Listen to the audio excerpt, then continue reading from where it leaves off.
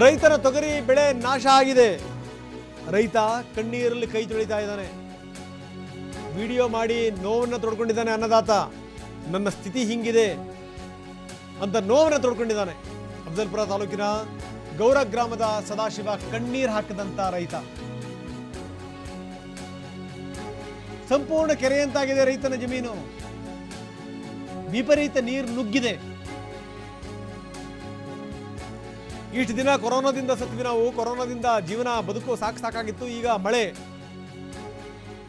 ಮಳೆಯಿಂದಾಗಿ ಬೆಳೆಯೆಲ್ಲ ಕೊಚ್ಕೊಂಡು ಹೋಗಿದೆ. ನಮ್ಮ ಬದುಕು ಕೂಡ ಕೊಚ್ಕೊಂಡು ಹೋಗುವಂತ ಸ್ಥಿತಿನಲ್ಲಿದೆ. ನಾವೇನ್ ತಿನ್ನಬೇಕು, ಹೆಂಗ್ ಬದುಕಬೇಕು ಅಂತ ಪಾಪ ಸದಾಶಿವ ಕಣ್ಣೀರ್ ಹಾಕಿದಾನೆ.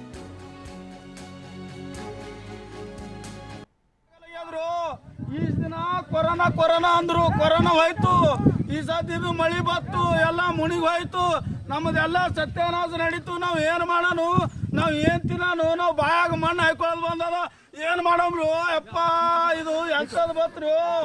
ಇದು ನೋಡ್ರು, ನೀರ್ ನೋಡ್ರು, ಏನು ನಮ್ ಹೊಲ ಎಲ್ಲದ್ರು ನಮ್ಗೆ ಕೂನಾಗಲ್ಲಾಗ್ಯದ್ರು. ಯಪ್ಪ ಹೆಂಗ್ ಮಾಡೋನು, ನೋಡ್ರು ಬೆಳಿನೇ ಪೂರ ಮುಣಿಯದ.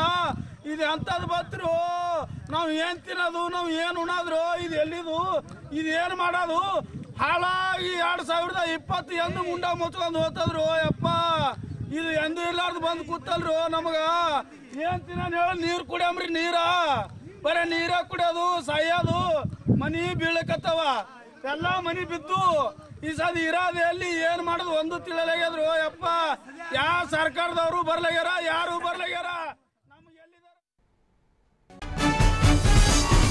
ನಿಮ್ಮ ನ್ಯೂಸ್ ರೂಮ್ ಪ್ರತಿದಿನ ರಾತ್ರಿ 9 ಗಂಟೆಗೆ.